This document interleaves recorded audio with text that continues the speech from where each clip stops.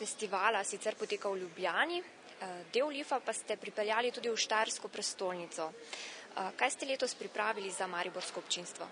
Ja, letos je tako kot lansko leto festival v Mariboru poteka v enakem obdobju kot v Ljubljani, torej od 12. do 23.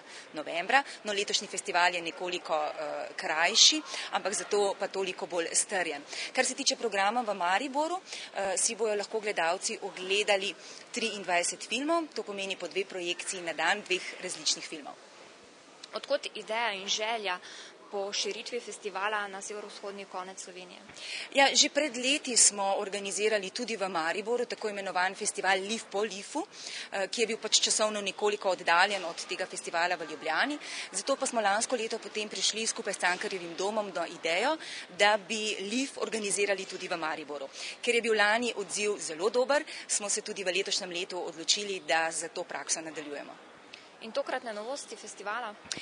Festival praktično ostaja takšen, kot je bil lani, razen to novost, ki sem jo že omenila, da je časovno nekoliko krajši, torej programski sklopi ostajajo enaki.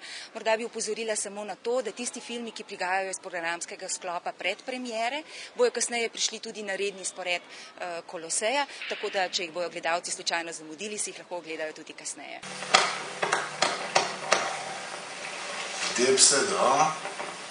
יאללה, בטוח, נרשום על משהו.